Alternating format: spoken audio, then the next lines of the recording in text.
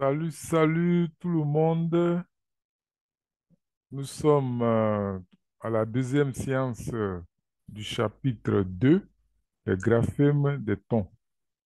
Donc, nous avons déjà étudié à la séance numéro un les graphèmes. Nous les reconnaissons désormais. Nous pouvons donc, en entendant un son, un ton, nous pouvons le représenter. Donc, nous sommes dans le visuel. Le ton est au niveau des oreilles. C'est l'oreille qui perçoit le ton de la langue BT et l'oreille est capable d'avoir une représentation de ce ton. Donc, il y a un signe que nous appelons graphème qui représente le son entendu. Donc, c'est l'effort que nous faisons parce que nous allons vers l'écriture.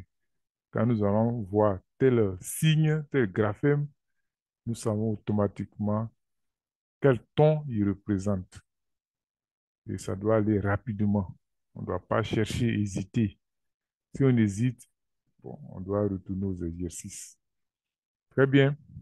Donc, nous continuons. Nous avons achevé le premier chapitre portant sur la tonalité BT. C'est terminé.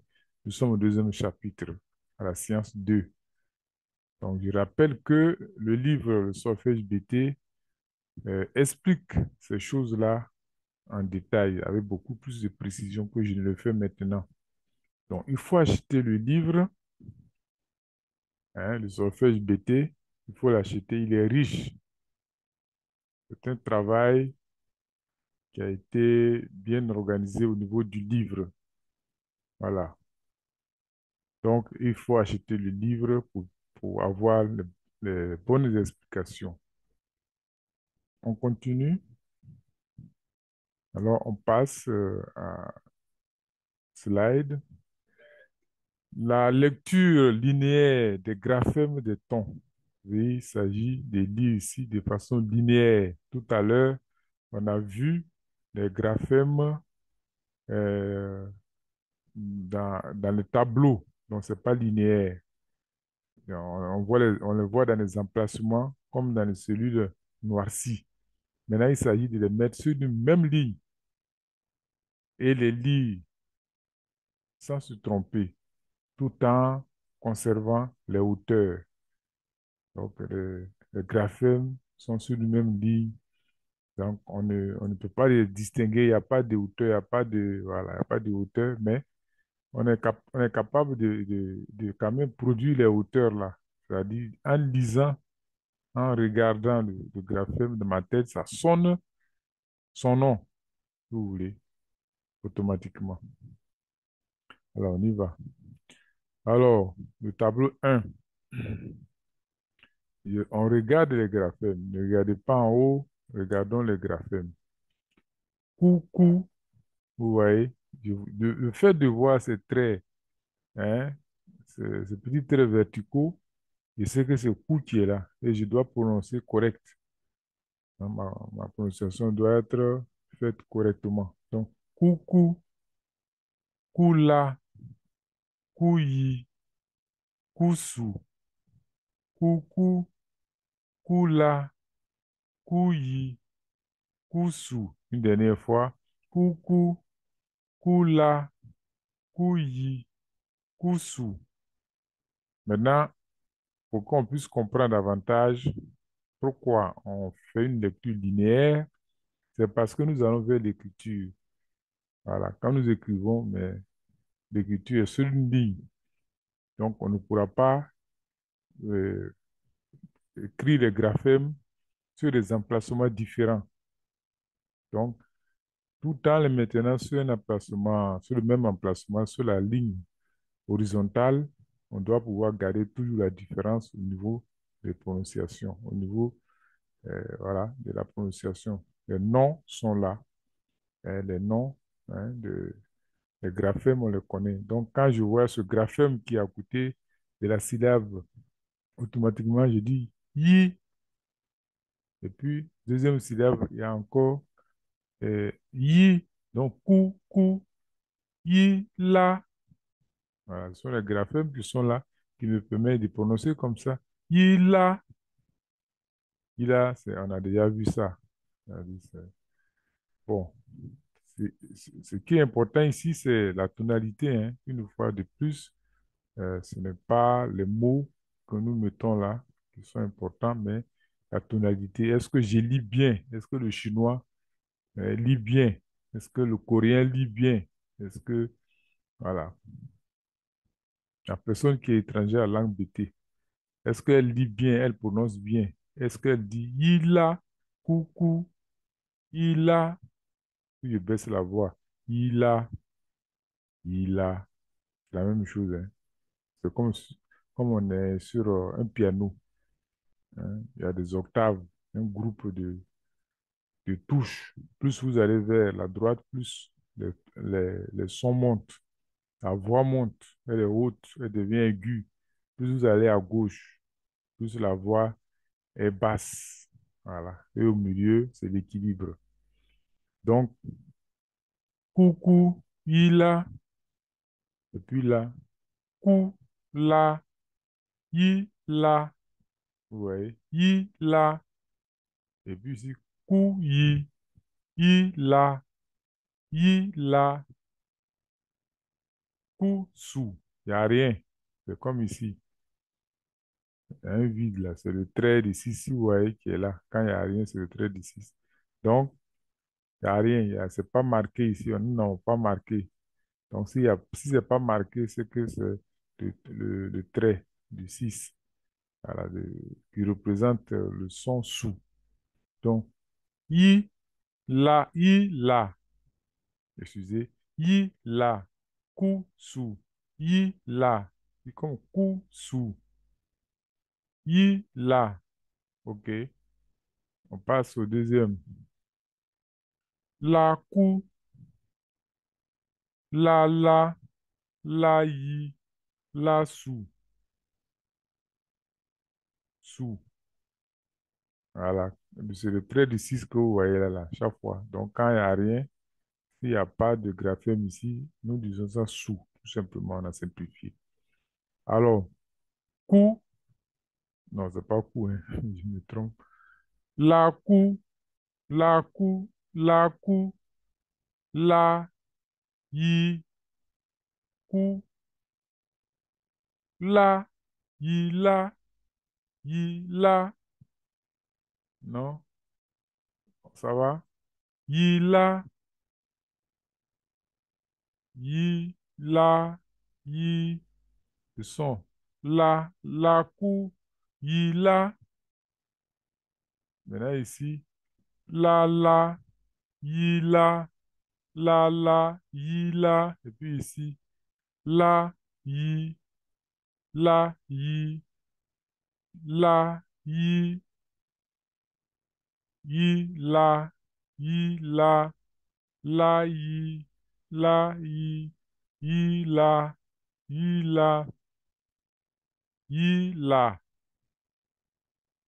la, sou, yi, yi, la. Voilà. Yi, la, sou. Je répète, à un moment donné, vous allez vous embrouiller un peu parce que quand il dit la, sou, ça c'est les tons. On utilise les mots. Donc ces mots-là, on peut les retrouver aussi quelque part ici.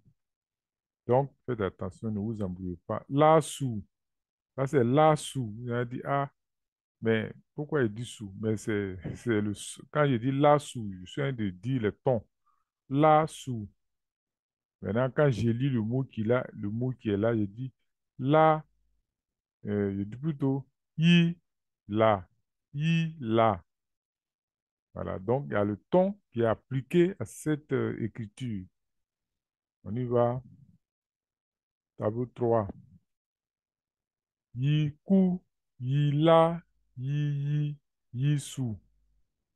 Yi, ku, yi, la, yi, su.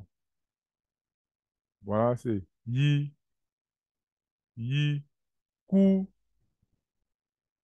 Je dis yi ici parce que c'est yi qui est écrit. Et puis ça se confond avec le ton. Bon, vous allez vous embrouiller un peu avec ça. Mais ça va aller. Yi, ku, Il a, ou, la. On a dit, mais on avait dit que là, ça se prononçait là. Non, non, non. Ah, c'est un mot qui est ici.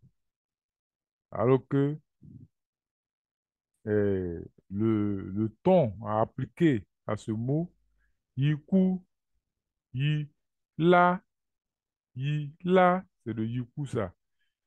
Yi, la,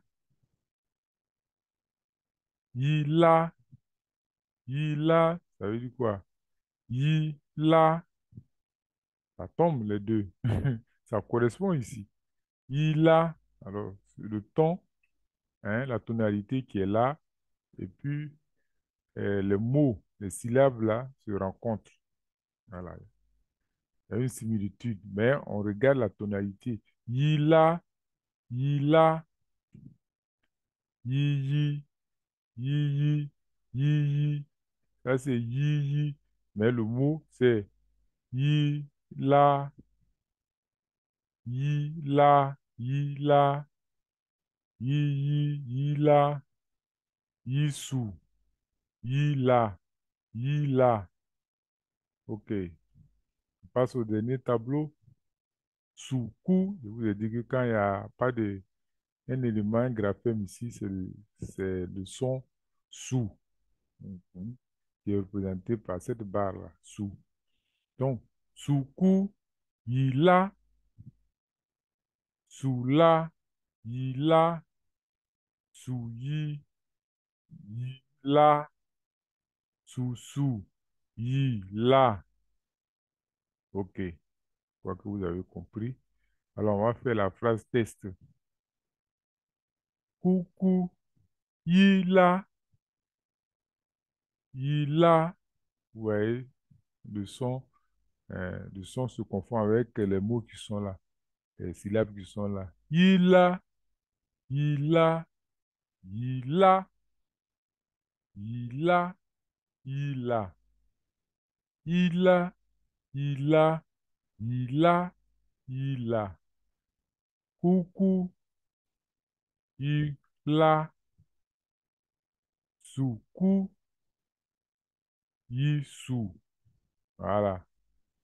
Donc, il a, il a, il a, il a, il a, il a, il a, il a. Coucou, il a, soukou, yissou. Voilà, ça c'est le ton que j'applique au- aux syllabes qui sont là. Donc, il faudra faire cet effort-là. Appliquer les tons aux syllabes et ne pas confondre quand on trouve que l'écriture de la syllabe ressemble à un ton. Voilà. Il faut toujours faire la différence ensemble. C'est en faisant l'exercice. Coucou, il a, il a, il a. Il a, il a, il a, il a, il a, il a, il a, il a, il a, il a, il a, il a. Il a, il a, il a, il a, il a, il a, il a, il a. On a déjà vu cette phrase quelque part dans les leçons précédentes. Il a, il a, il a, il a. Si vous retenez ça, votre langue aussi s'habitue. C'est un petit de Guy Roi. Une fois encore, c'est pas la langue ou bien les mots qui sont importants ici, c'est que je lis bien. C'est ça qui doit être important. Voilà, le chinois qui va dire il a, il a, il a, il a. On l'applaudit. Très bien. C'est un bon chinois.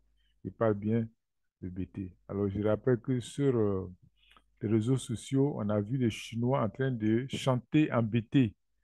Ils sont en train d'interpréter un morceau euh, un morceau de, oh, j'oublie, Ernesto Guégué, voilà, les Igriviti. Et il réussit très bien, alors la musique est claire. La musique est claire et il chante. Donc, faites attention, les autres apprennent votre langue. Vous allez vous décourager parce que Un blanc n'a pas encore chanté. C'est ça l'Africain. Est-ce que les blancs sont d'accord avec vous? C'est Cheikh Anta Diop qui avait, à la conférence de Niamey, qui avait réagi par rapport à un étudiant qui lui disait, Cheikh, vous parlez de ces choses, mais est-ce que les blancs sont d'accord avec vous? Et Cheikh s'était un peu énervé. Mais la vérité, là, est-ce qu'elle a besoin de blanc ou de noir? La vérité, c'est la vérité. Voilà, je résume un peu ce qu'il a dit.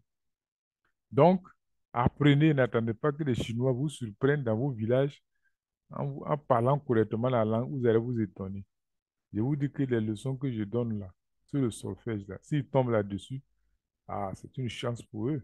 Ils vont chanter vraiment comme Luxon Pado, comme Yaoui Dimi, hein. Il faut aller regarder cette vidéo. OK, nous passons à la dernière ligne là. Donc, on voit les graphèmes aussi qui sont là.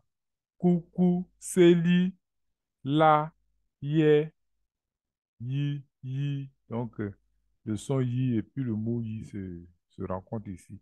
Célie, yé, yi. Coucou, la, yi. Coucou, la, yi. Célie, yé, yi.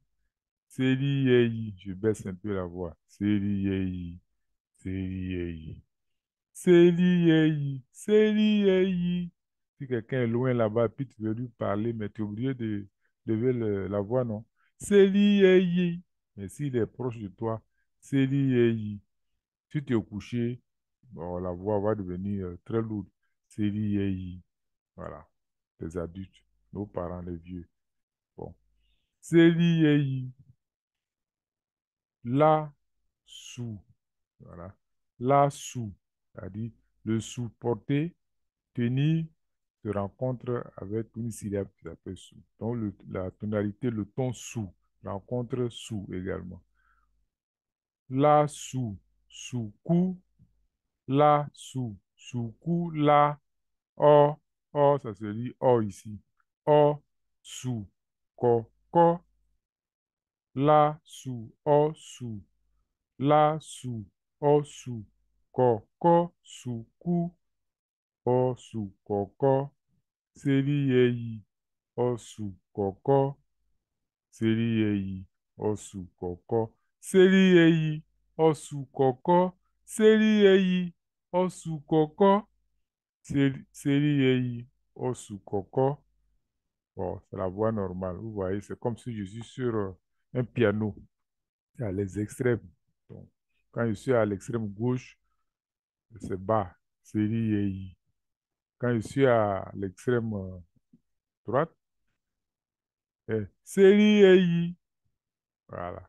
Mais si je prends le ton moyen, si vous voulez, au, au niveau de mon clavier, là, si j'ajuste, je n'ai pas de musique pour qu'on puisse comprendre. Voilà. Série et I. Ça, de façon générale, voilà. La voix moins lourde. Elle n'est pas trop haute. Seri Yeyi Osukoko. Seri Yeyi Osukoko. Donc en BT, si je pars rapidement, Seri Yeyi Osukoko. Mais je peux lever la voix un peu. Seri Yeyi Osukoko. Seri Yeyi Osukoko. Seri Yeyi Osukoko. Voilà. Donc, lever la voix, c'est pas la même chose que la tonalité. La tonalité, ça peut provoquer un changement de sens. Voilà. Donc, une fois encore, ceux qui sont à cette leçon, ne pensez pas aux mots, aux phrases qui sont là, qui sont embêtés des guibérois, mais il faut s'en tenir à la tonalité. Est-ce que j'ai bien lu? Parce que quand on va demander à un Chinois de lire, il va lire correctement parce qu'il a bien appris. Et après, on va lui donner le sens. Comme ça, il va toujours utiliser cette phrase. Il va dire, ah, je sais lire la phrase. Donc maintenant, je peux la retenir. Je peux la retenir aussi. Voilà. Et puis, connaître le vocabulaire. Donc, ceux qui enseignent souvent, ils ne font pas toujours la différence. Ils enseignent le vocabulaire. Or, ce n'est pas le vocabulaire qui est le vrai problème. C'est comment maintenir dans mon esprit les tons appliqués aux syllabes. Comment je peux savoir que cette syllabe-là, ça doit se prononcer de telle façon. Donc, il faut vraiment regarder l'emplacement des tons au niveau des syllabes. C'est ça qui va nous permettre de lire tout seul. Parce qu'on connaît le solfège, on pourra lire tout seul. Et si on arrive à lire tout seul, après, on va savoir comment les mots sont rangés dans la langue BT, quel est le vocabulaire, quel est le sens de ces mots. Voilà, ça va venir après. Parce que si nous nous en tenons au vocabulaire sans fixer vraiment les, les tonalités, la tonalité, les tons à propos des mots, ben, on va se fatiguer. Parce que les enfants ont perdu vraiment, ils ne sont pas dans un environnement qui leur permette de maîtriser les phrases. Donc, il faut trouver un moyen de lecture. Donc, une fois qu'ils voient que les syllabes sont marquées par des tons qu'ils connaissent, alors ils vont se référer, hein, à la lecture de ces tons-là pour pouvoir retrouver la phrase. Et ça, on n'a pas besoin d'être un bêté de Guibérois pour pouvoir lire ça correctement. Ceci étant, nous passons au dernier élément. Je rappelle tout simplement que nous utilisons les graphèmes, hein, des cils et mes graphèmes à moi. Seulement que ici, moi, je précise, je complète les graphèmes qu'on ne voit pas chez cils. C'est-à-dire que la et yi, la, yi. Voilà, j'ajoute ça pour que sur toutes sur toutes les syllabes, on puisse avoir des graphèmes pour ne même pas hésiter. Donc, quand je vois telle syllabe avec tel graphème, automatiquement, je sais quel ton je dois dire. OK.